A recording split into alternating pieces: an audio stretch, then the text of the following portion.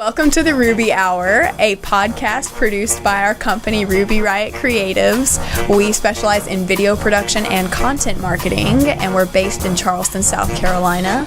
I'm Shelby Ring. And I'm Madeline Rager. This podcast is devoted to interviewing extraordinary people doing extraordinary things and nuggets of wisdom that they've learned along their journey. Also, just want to give you a heads up, we have potty mouths and we're talking about inappropriate things.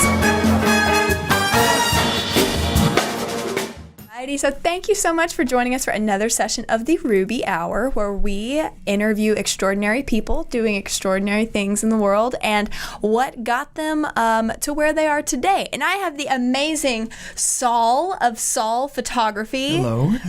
Thank you for having me. With us. He is a legend around these parts, and a little bit about Sol. So he has been in the wedding photography industry since, when did you open up shop? 2013, I got serious about it, and it's freaking awesome. Been riding since. And a little bit about Sol, I always like to paint a picture. So we filmed and photographed together, I think at the beginning of 2017 was when we first crossed paths. And there was a Backstreet song at the end of the night. We had the best time doing impromptu dance videos, and I knew I had met a new lifelong friend. Yes. So Sol is amazing. He was recently named the best photographer in the world by his mother. Thanks, Mom. So Sol, how did you get started with photography? Well, photography had been something that I just naturally had gravitated to. Somehow during family functions, they would hand me the camera. My dad would say, "Here, take a picture of this." The shoulder mount VHS recorders. Yes. Take videos of this, take pictures of that. So it just kind of evolved into doing more of that and just really enjoying it. And so it just turned into a bunch of different things, and not just weddings, but just everything that you can imagine. It's so cool. I know. I think I read in your past life you may or may not have been a military contract photographer. Right. So military contract photographer, this was taking the same photo hundreds and thousands of times over again. Just a standard photo of your soldier coming out of boot camp right in front of the American flag. Just the photo that's on every mom and wife's desk or mantle. So that was a good job. It was fun. But it got monotonous taking the same photo over and over again. So as you can imagine, the itch to do something different and, dive into something else kind of pulled me. So yeah. And now, are you from the Charleston area originally? No, actually. So that's a three-piece answer to that, because when people ask where are you from, I get confused as to what they actually mean. Do you want to know my ethnicity? Yeah. Do you want to know where I was born, or do you want to know where I was raised? Or where did you previously move from? Right. So I was born in Naples, Italy, and yeah. So I was a souvenir from my dad's deployment there. He was in the Navy, and so I was born in Naples and came to Charleston in '85. So I was about 2 years old. Aww. So I was raised here. Okay. But my family's from the Philippines. Okay. So that's the three-part answer to that. Three elements of that. Yes. That's right.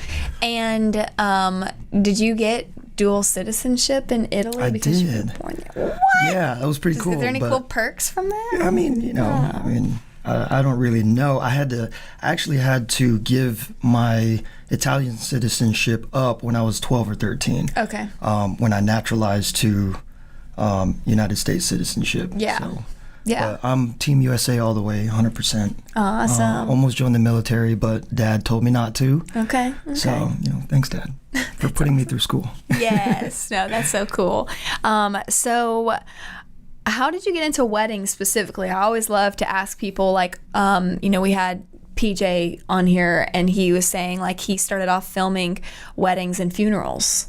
Okay. So what was your journey of how did you get into photographing events and weddings? Yeah, so, a lot of my friends have this same story of a friend came up and said, okay, you got a camera, can you shoot this?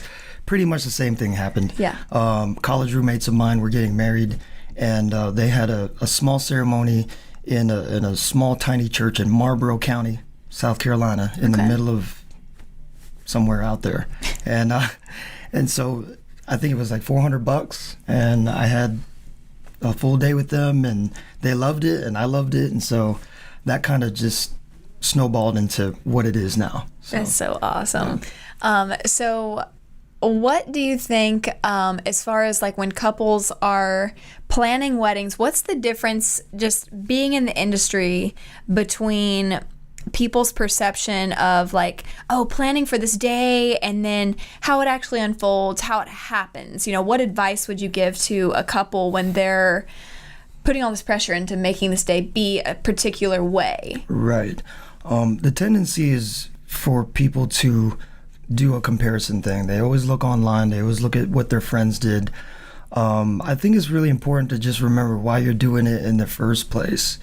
And at times when you question the why, you get to figure out exactly, you know, what makes you tick. And you know, same thing with me. If I need to, you know, get a boost of why we're doing something or feel connected, I have to ask, okay, why, you know? So I always tell clients, figure out what you value the most, because some people don't want 180, 300 people at their wedding. Some people would just want to elope.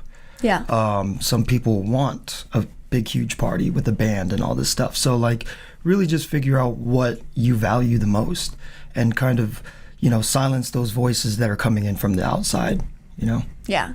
You do you, stay in your lane. That's awesome. That's right. What about like, okay, from the being on the side of being a person that contributes to a wedding day coming together, and the fact that you're usually on your feet for like, I don't know, like 18 hours. Yeah, like 8 to 10 to 12, however long, you know, these days are for photographers, videographers. Do you have any secret tricks that have worked for you of, you know, I know that you're like in the middle of like a marathon weekend shoot. We're always texting and like figuring out, you know, are you still hanging in there? Are you doing okay? Right. So, yeah, any like secret things that keep you going through such long days? Yeah, so definitely have to take short breaks throughout the day. Nothing long at all. Just a recap, a regroup. Usually it's right before ceremony, right after things happen, and half the time we need to reload film and do stuff like that. And so that gives us a moment to kind of step off and kind of ask ourselves, where are we at? How are we doing? Just kind of check yourself throughout the day. Also, shoes make a difference. Oh my gosh. David Bun DJ, we're like the Cohan brothers. We rock Cohans because they're like the comfortable shoes. So like you have to wear comfortable shoes. Just, you know, stay hydrated. I know people say that all the time. Drink water. That's like probably the number one thing. Yeah. Is like just drink a glass of water. But yeah, have comfortable shoes. You know, take short breaks throughout the day, very short. It could be like 10, 15 seconds, but you really need to reset yourself and your mind. You not be on the whole day. Not be on the whole day. Because when you're on, you're paying attention to your clients. You know this as well as I do. You have to check the temperature. You have to gauge where people are, the timing of things. Everything is on us to shoot these pictures and videos. And so to just step back and say, all right, where am I at? How am I doing? You know, you got this, or like give yourself a quick boost. You know, a lot of the time I do this with my second shooter. You know, we ask each other like, hey, how's it going? Like that small stuff really does make a difference. It makes a huge difference. I know. I feel like it's such a great thing when you have somebody that's got your back whenever you're photographing or filming, because, you know, that simple taking a break, like, okay, post ceremony, all right, you're staying with the bridal party, I'm getting cocktail hour, and then crucial having a little moment and maybe snagging an appetizer or two sneakily off of the appetizer plate. Fingers. Yeah, but that's something we recently added to our contracts, like just clearly stating, and people have to initial off, like, I acknowledge that our videographers are not robots. Right. It's in the official language as robots, and that we're humans, and that we need. So you get to eat. Yeah, and the eating and, the proper caring and tending to your visual team of your wedding day. Yeah. It's important. So outside of weddings and photographing, who are you beyond the camera? So, I mean, I would pretty much say beyond the camera, I'm just all about my family. I'm with them when I'm not working. And, outside of like how I make the livelihood of taking pictures, we dabble in real estate. My family's got a background in that. My father's a home builder locally. My sister's a real estate agent. And so we all just kind of like fell into that together, which is nice because you get this sense of building something together and tackling, these huge projects together. And so that kind of strengthens what that is to be a son and father and sister, brother.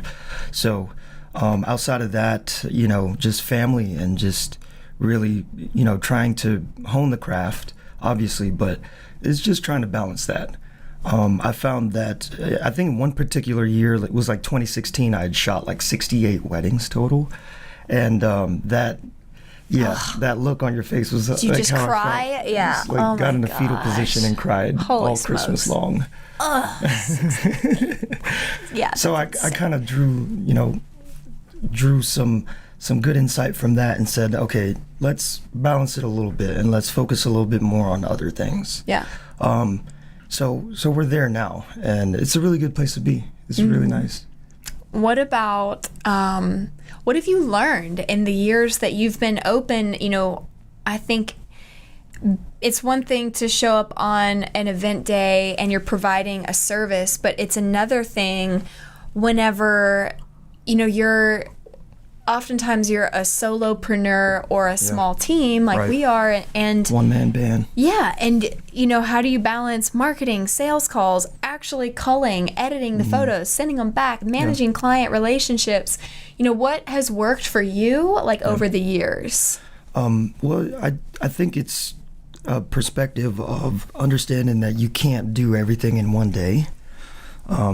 And especially after I had my son, he's almost 11 now.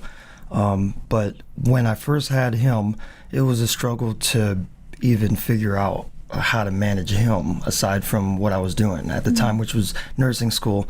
Shout out to all the nurses out there. But yeah, having a kid and trying to start a business, I think you just learn by getting thrown into the fire and just figuring out what works and understanding first and foremost, you can't do everything in one day. And so when my daughter came around is pretty much, and she's 3, she's almost 4 now. When she came around, then it became managing multiple children. So 2 kids and this business, which has gotten some traction and built up into what it is now. And we still have a far ways to go. And so it's just understanding that perspective of, handle one thing at a time. Don't try to build Rome in a day. Yeah.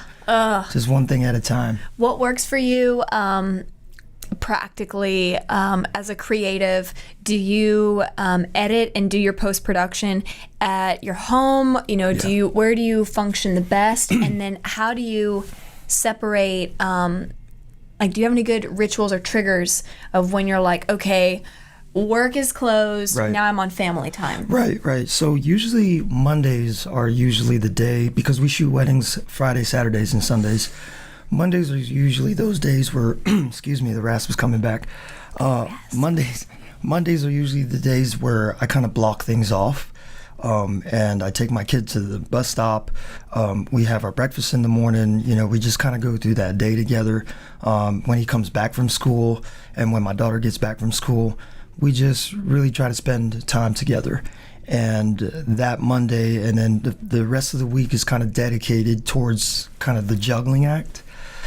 People have this misnomer about balancing as if, we're on top of a tightrope and somehow you could balance, but it's more like juggling. And so that's what I'm usually doing throughout the week. And so Tuesdays, Wednesdays, heavy edit days, phone calls are usually made during this time, like during midweek, because the rasp is real strong. After working wedding receptions where you're like yelling at people to look at you and stuff like that. All day. Oh yeah, directing all day. The voice has to rest a little bit, so we rest the voice. Luckily, you caught me on a Tuesday. So on a Tuesday, yep. Mm-hmm. Yesterday, the rasp was on full effect. So definitely today's better. That's good. But yeah, just juggling that, and just working our way towards Thursday, Friday, prepping for that big weekend coming up. So, just gotta have that family time. Yeah. Gotta have it, because kids are, they know so much more than they appear to. Yeah. And you can learn a lot from them. Yeah. I didn't know anything before I had my kids. I was just awesome. Wandering. And how old is your daughter? My daughter is 3, so she's almost 4, and she's a little firecracker. Well, and you have to be present to they're growing, transforming humans. Oh yeah. So you have to definitely have those moments of being in the here and now with them. Yeah, definitely. The sass and the attitude has evolved. That's so awesome. I love her to death, though. Yes. She's the best. That is so awesome. So would you consider yourself more introverted or extroverted? That's funny, because going through middle school, high school, and college, I was extremely extroverted. Extreme. It wouldn't be unusual to see me in a random place. Like, I used to go down to this coffee shop with my friends, and they would have an open mic night, and we would just be like poetic rhymes, like rapping, that kind of stuff in front of a crowd, dancing, break dancing when I was a teenager. And now I'm not saying it's because of the kids, but I kind of equate it to that parallel of having the kids and kind of focusing in on them. Mm-hmm. And, you just kind of evolve into something else. So I don't necessarily know if I'm more introverted, because my job forces me to be an extrovert too. So, yes. And I love what I do. I absolutely love what I do. So I would say a little bit of both. Yeah. I would say that's accurate for you too. Just knowing you, and I think it's the roots, the background you have in being a social butterfly that puts people at ease on wedding days. Any event we film together or photograph together, that energy is so relatable, and I don't know, I think we find it really fascinating to work with a variety of photographers, because you have a very calming energy on wedding days. Thank you. You're sometimes, I don't know, I feel like some photographers can be a little bit exhausting. Their directing style is great. They have beautiful work. But, if you're gonna be yelled at all day like this, oh my gosh, that's so great. That's so great. You guys, and you're 8 hours of that. Just being beside that energy can feel a little bit draining. And I don't know what it's like to be on the other side of the lens being directed. I mean, it is positive, and I appreciate the calm that you bring to the table. And I'm sure that you probably hear that all the time from your couples, that because you're a pace car on a wedding day. Really, you're working with them more so than anybody else intimately through the day. Right. And so, one thing that we always love to say is, yes, the service we're offering is, videos, that's the product, but the biggest thing we're bringing to the table is peace of mind, and that we're going to bring our A game and bring, that they're going to feel supported and know they've got someone that if their hair is going to shit, we're going to go over there and help them out and fluff the dress and, just make sure that they look flawless and they feel flawless, because that's the biggest thing, is the experience part of it. For sure. And I know that you definitely bring that A game with the Backstreet Boy. That now I'm bridging the gap between breakdancing, all these things, and the cool moves with, I don't know, it's been an evolution. So that brings me to something that most people don't know about you, is you once pursued a music career between 17 and 22. Yeah, that was serious. What? That was serious. It's weird. It's one of those things that you think you know what you're doing at that age. You just think, and I mean, it was good. I mean, we really could rap. We really could do it. Okay, wait. Did you have a stage name? I did. I'm. You want to know? You really want to know this, man? Yes. Oh gosh, stage name. It was Vision. How do you spell it? Vision. So actually like Vision. But there used to be a Z at the end of that at the beginning, like Visions, like really like Visions, like really rap type, So we removed that Z. Okay. And that was what it was for a couple years. Okay. Yeah, I mean, I'm not embarrassed to say it. You know, That's I cool can still as rap. shit. You went for it. I can still rap a little bit.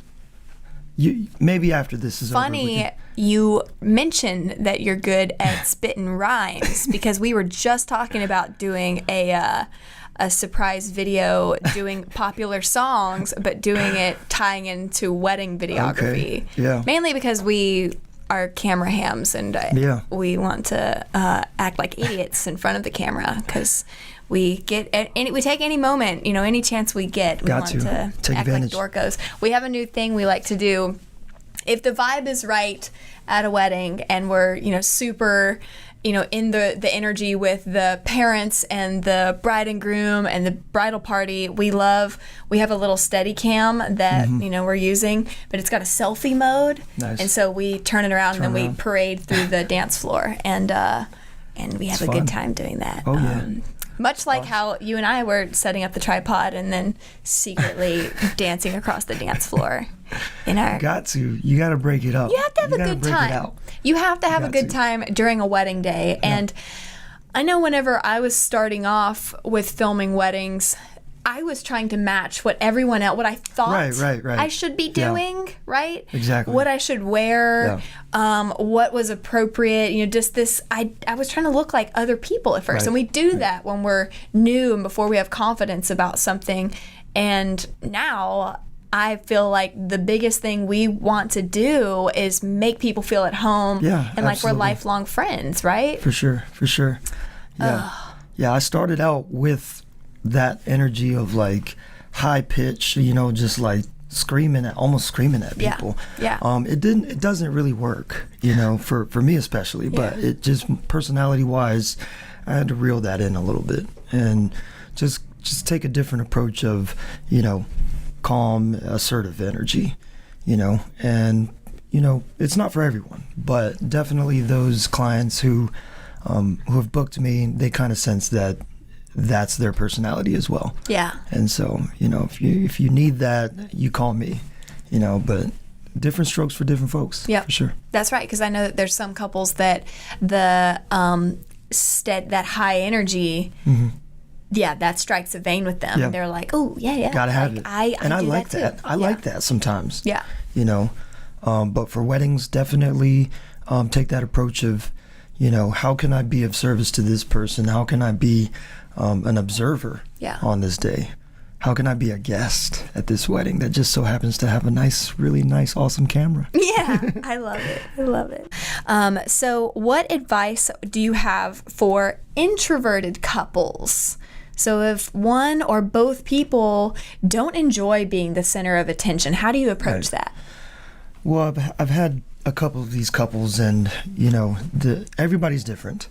I would definitely say for introverted couples, if you're in a situation where you have lots of guests and you're still introverted, you need to, remember that some of these people came in from far ways and you have family and people that you just haven't seen in a while.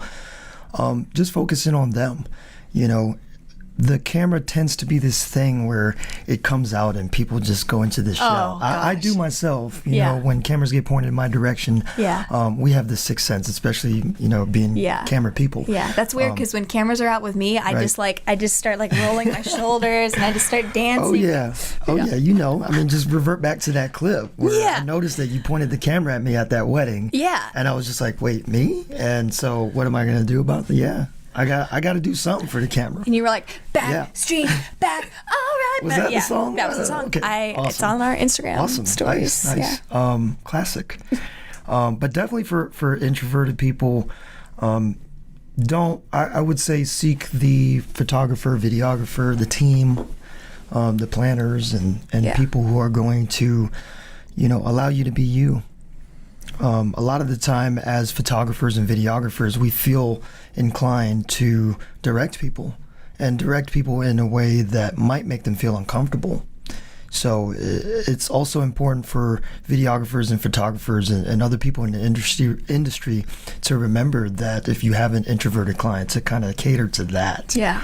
And so I think that's kind of what makes, documentary style photographers so good at that, because they're just like flies on the wall. They don't really do a lot of directing in that regard. And so if you're an introverted, if you feel like you're introverted, seek the people that would feed that energy and allow you to be you, for sure. I love that. And gotta be you. I think practically during the day, we just had a bride that we worked with where, she's used to being the life of the party.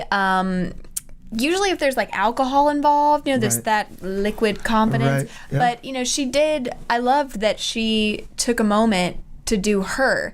We were in between photos and all the big pictures. It was right before the ceremony was kicking off, and she got a little bit overwhelmed. It was like it caught up to her, and whatever element it was, because I'm like, gosh, like girl brain. She could be, just maybe she was stressed out about. I mean, I know she was stressed out about the dress because she fit into it. She tried it nine months ago, and like all the mental buildup, and it's like we have to acknowledge that. You're not just playing a part in a wedding day. Like, you're still you. Yeah. And it's a very unique day. So she took a moment and was like, I'm going to go take 5. Yeah. And there was, we were at a hotel venue. She took a moment, went into a different room. Nobody was around. No one knew. We knew where she was. Right. But she got to be out of the line of sight. Yeah. And then she came back and she was good. Yeah. But, I think back to I got married when I was very young, total past life. I was married when I was 19, and I'll never forget the experiences that I have to pull from where that wedding day, all I remember, the energy I feel is like my, partner at the time, how frustrated he was with the number of photos we were taking. We almost missed the dinner hour because we took so many pictures. Yeah. And I just remember trying to appease to everybody else around me. Right. That's a default for me as being a crowd pleaser. And so, I appreciate, and it warms my heart when I see people where, like that bride, she's the absolute life of the party. Like, we filmed one of her sister's weddings. She has one of the best speeches I've ever heard anybody say, like the most lovable human. And she can be the life of the party and still need to take a moment. Right. And to not, just not judge yourself or, I feel like I would feel, in my past, I'd feel very guilty if I was like, I need to step away. I feel out of control. Right, because all of these people are there. And they're all looking at you. They're all looking at you, right, for sure. And I've heard that with couples where they're like, this is a real thing of if you're introverted, it's like, that sounds horrible to be around, all these different people. And even for myself, I've had one surprise party planned for me, and I was so scared. I was like 25 when this happened. This is like social not anxiety? That many. It was all of my favorite people I love so much all in one room. And I tend to I like an eclectic mix of humans. And so I did not know how to maneuver through seeing like my yoga friends, and then it was like my wedding friends, and then it was like my redneck friends. Like I just didn't know where the blend was. So I feel that a practical thing for if someone is that personality type, to give yourself permission to just take a step, take a moment, and that it's not bad. You're not doing anything wrong, it's not rude. It's nothing. You got to take that break. It's like I was telling you earlier, you got to take a moment for yourself and kind of gather a second and just realize why you're even here in the first place. Yeah. So, I know for myself, that feeling of being overwhelmed, that could be staved off if you just remember the why. That feeling can be, deflected if you just remember why you're doing it in the first place. So definitely take 5 for yourself. Yeah. It's like and 2. And the practical trends of, just in that same vein, I love when couples take that moment to have their meal separate from when the rest of their community, because, most of the time people are being the social butterfly, seeing all their loved ones, and in an element, entertaining, right? You are hosting. Yeah. Exactly. And it is that emphasis of it's your day, and yet you're also catering to the people around you. Yeah. But in light of wanting to have a day when you do look back and you did feel great and relaxed, it's coming in with that remembering your why of I want to celebrate, and I want to celebrate this person next to me more than I gotta appease all these people. They're here, they've traveled. Like, that sounds like a guilt trip of all that's heavy to carry. So acknowledging, think about if you slow down and you take that time for you, switch the roles. Would you not be so happy if you went to someone else's wedding and they did have a social anxiety or just overwhelmed by all the emotions, and if they took time for them and they regrouped and they came back into the room and then they talked to you, would you not be like, oh, appreciative of that? Yeah, for sure. Like, that would make me feel so happy to know someone was stepping into their power of, taking that level of self-care to look out for them. Because even though you're sort of the epicenter of this event, I think you oftentimes may be overlooked because it's that momentum of the day. Now you're doing this, and now, I mean, we have it, the day is broken up into like 15-minute increments, right? Yep. So I think giving yourself permission to enjoy and do your pace. If you need to take breaks, and also, it doesn't have to be a set in stone, we have to have these pictures, all these things. Give yourself permission to be fluid on that day if you do need to pivot. Yeah. That reminds me of when my wife and I renewed our vows. We renewed them last year in the Philippines. Oh, cool. We had a phenomenal photographer. His name's Toto. Okay. And he's great. And I just remember when we were taking pictures of like getting ready, there was stuff laying all around the room. We were a few minutes late. I didn't have anything to drink. All I had was like a beer. And I just remember thinking to myself, Toto, like I remember thinking to myself and then saying to him, like, hey, give me a second before you take these pictures. Let me clean up behind me and let me do this. The photographer in you is like the details in the mirror. For sure. Yep. And he was just like, you know what? He was like, this is life. He was like, it's there. He was like, you can clean it up if you want to, but it's there, and it's that's not where the focus is anyway. It'd be different if we had stuff all over. It was like a couple of shirts and like a shoebox. Okay, all right. And some stuff like that. And so he just reminded me, like, it's there. We're not missing anything. You're all here. Your family's here. You're all safe. Because at the time there was like a monsoon in the Philippines. Yeah. Wow. And so, it was raining, and I was kind of, upset about that a little bit. But he recentered me in a way that kind of reminded me, like, okay, you're all here.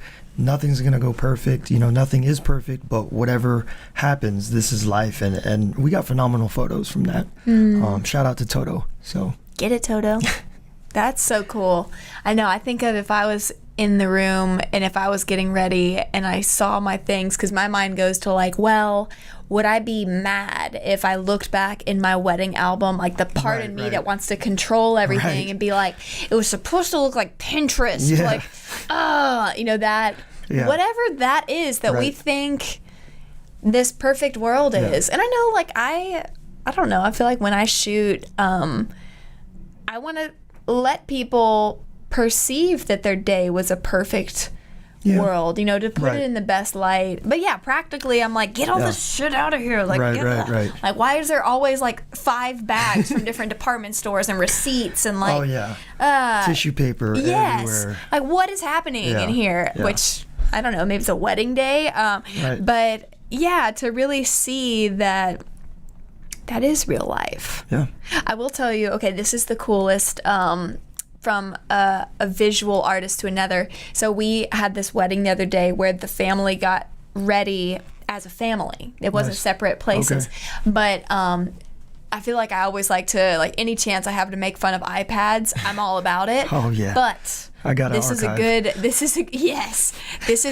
iPad moment. So the 6-year-old son grabbed his iPad he's normally playing games on, switched to the camera mode, and he started filming his mom getting ready. See, I like that. It was amazing. I love that. And so then I was filming him, filming her. And he's like, it's quiet, and he's like, Mom, you look really pretty. Oh, that's nice. And it was sweet. Like, oh my God, it's going into the highlight reel. Like, yes. That's the best. That's better than Uncle Bob doing it. Way better. Or Aunt Joanne, or like, whoever's stepping out in the aisle. You know, if you're going for, like, you know, your cousin to shoot, give your 4-year-old an iPad and just let them loose. Like, just ceremony. Yeah, that's go. awesome. The new I love trend. that idea. I love that idea. Kids' perspectives. Yeah. They have, at times, they have the best perspective. It was so. Yeah. Oh my gosh, that's one of my favorite moments that we've had, like, this whole season.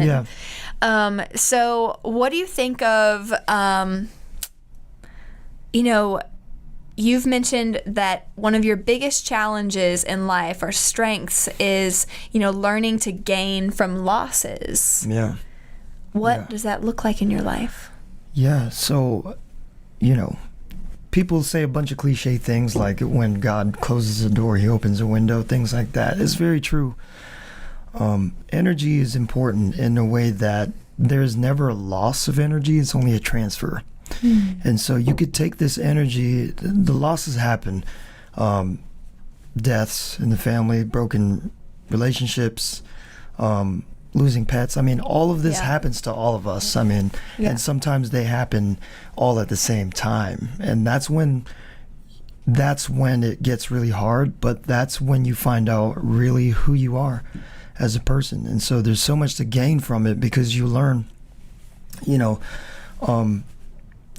take for example, 3 years ago, my grandmother passed away, and she was the person that raised me. And so at the time when you experience this loss, you know, of losing grandma, you think, oh wow, like, she's no longer here. But in fact, that's not the truth. She's everywhere now. Like, she's got the best view now, literally. And so it's one of those things where you can't really dwell, or you can't really I guess float in those feelings. You gotta swim, you know. And gaining from loss is just looking at that and saying, okay, well, now that she's not here, now that I can't get her advice in real life, I have to remember what she told me when I was 6 and 8 and 13 years old. So just those types of things, because that energy just continues. Yeah. So it's important to keep that energy continuing by, you know, doing some of the habits that she taught me, or, you know, taking time out to remember her on her birthday, stuff like that. So gaining from losses, we can go on about that, but that's pretty much the gist of how the energy flows for me. You know, likewise with any relationship, you know, you've mentioned before that you had a previous, you know, marriage, right? So it wasn't for nothing. You learned so much, and you would not be the person who you are now if not for that. Yeah. So definitely you've gained so much more than you lost in my eyes. Yeah. You're an awesome person. I love you, by the way. Thanks. Stop it. So great. Yes. No, it is so true. And I love that the image of, you know, that energy does, it shifts forms, and it never goes into nothingness. And, you know, we recently interviewed someone where it was like our spooky episode where she was like, oh, my grandmother, she's around me all the time, and she has these sort of paranormal experiences of feeling supported by family members that are no longer in this experience. And so you know, I think that's so beautiful of you know, okay, if I don't have this person practically to call on the phone, where can I go through my index of memories and stories and that energy that you shared with them, and then channeling that vibe that's and that you can't stay stuck in that energy. You have to learn to swim with it. Right. You got to swim. just keep swimming. You know, it's like Dora. Shout out to Dory. Shout out to Dora. Oh my gosh. Did I just say Dora? You Dory, said Dora. my bad. That's a very like parent mistake I know. there. It is a parent mistake. Yes. But to cap off the gains from losses too, you know, on the business side of things, you know, we have ups and downs in businesses in business dealings, and there are down years for a lot of us. So on that end of things, when you have a down year, that kind of gives us a chance to recalibrate and see, okay, what didn't work? Yeah. You know, how can I evolve, and what works for me and what doesn't work for me? Mm-hmm. So what is something in your business that wasn't working for you and you needed to shift?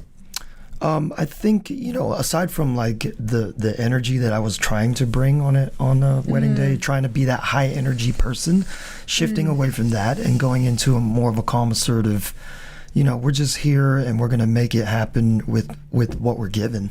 We're going to do our best to follow the timeline, you know, but just shifting into that perspective, that was big for me.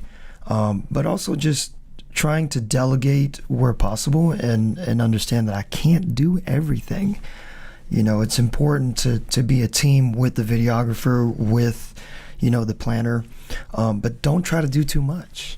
You know, I'm just a guy with the camera. I'm there to take pictures. So, you know, I've got to allow the planner to do their job. I've got to allow the videographer, because you guys have a very similar job, but a very different job. Yes. In that same regard. Yes. You know, so you guys need a whole different set of imagery and moments to happen. Yeah. And so, you know, it's very important to allow you to do your job. And a lot of times really good photographers, they kind of manage that. Yeah. And allow that to unfold for, you know, the video cameras to get rolling. But mainly it's just reminding people like, hey, Shelby's the videographer. Mm-hmm. I'm the photographer. We have the same exact cameras, but look at this camera. Every time I'm like, it's this one over here, that one, not me. this one. Yeah. No, I was just explaining that to somebody last night, actually.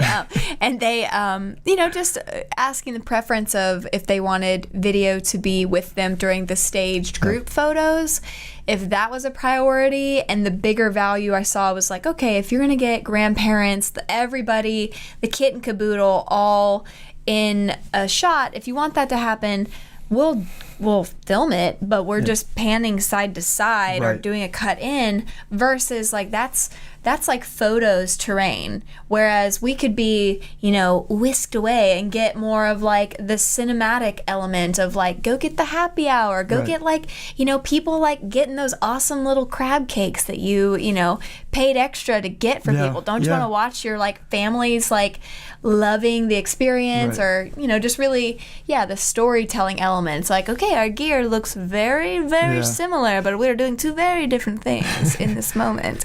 Team Sony. Yeah, I know. Sony, love it. Sponsor me. I know, right? Love me, Sony. Okay. What about, so in your thoughts on, you know, your favorite venues that you've filmed in or that you've photographed in, what about, you said a line about private residences. Oh, yeah. I love the backyard wedding. What? It doesn't have to be fancy. I mean, I've done backyard weddings at Isle of Palms and, you know, all across town. But, you know, those are just the places that it's somebody's home. So they're usually very comfortable in that setting. Yeah. And so, you know, we all love Lowndes Grove. So I'm bumping the mic. We all love Lowndes Grove and William Aiken and, you know, Legree and, you know, Cedar Room. All these places are beautiful. They're gorgeous. But there's something about someone's house that, you know, they're totally comfortable, and it doesn't even have to be their house. It could be a family member's house that they have frequented when they were growing up, coming here during the summertime. You know, those have been the weddings where they just break loose. Yeah. And they can just really be in their element. It's one of those things where, like, if you're in Lowndes Grove or you're in these other places, it's beautiful, but it is a production. Mm-hmm. It's a production.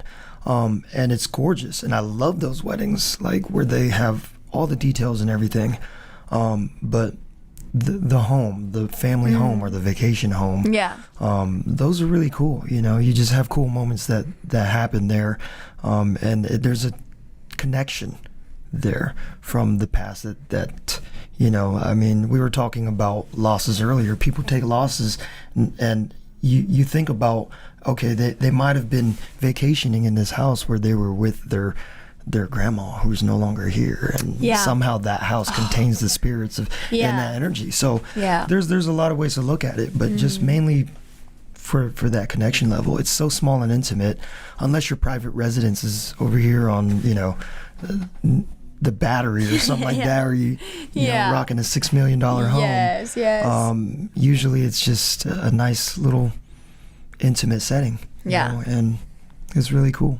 Well, I love that you're the first person that's mentioned that, and I was like, wait, what does he mean? And that's so true. You feel so cozy and comfortable, and just thinking about the experiential side of the day, how you want to feel. Right. And, just being in your own environment, that's so simple, but it's kind of blowing my mind right now. I love that. Well, what would be just a parting thing? What would be, your biggest advice to a couple whenever they're, I just clicked extra pin clicks over here. Okay. What's your thought whenever couples are in the planning process and they're looking at balancing budget, negotiating with family members, if they have mixed, if the groom's family and the bride's family, just what advice would you share to provide support to a couple that's in those shoes? Yeah, I would definitely say, as I mentioned earlier, you have to look at what you value. And we have people in our lives that we want to appease and we want to make them happy. But just remember that the marriage is not them. It's you and your husband or wife. And so, you want them to get there safely. You want everybody to have a good time, but it's what you value.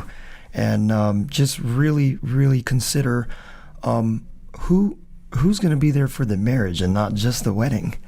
A lot of the time we snaps for that. Yeah, I mean, we have so many people that we want to be there, but I just heard this recently. It's like, invite people to your wedding that would be there for the marriage and not just the wedding. I don't know where I heard that from. That's so good. But it's true. It's true. Yeah. So the people that you value, the things that you value, if you want to spend thousands on flowers or open bar, if you don't want to have an open bar, I would suggest having an open bar, but it's just what you value, and just really, focus in on your spouse or your soon-to-be spouse, focus in on them and what you guys really want. If you want to elope, do it. Run off to Vegas or have a Vegas is a bucket list shoot that we want to do. Is it? Yeah, all the neon lights and the crazy and the. Well, I mean, holla. I mean, maybe my wife and I could do a vow renewal in Vegas. Come on, do a new vow renewal every single year at a cool place. Should I dress up as Vegas or Elvis? Do it in Vegas? Yes, only if you break dance though. Maybe. Yes. Maybe. Sol, this has been amazing. Thank you for having me. Thank you for being here. How can people get in touch with you? You can reach me on my website direct, www.sol.photography. Or you can catch me on Instagram, Solography. Solography. Most clever. Yeah, spell it out.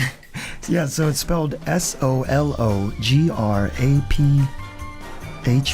Solography.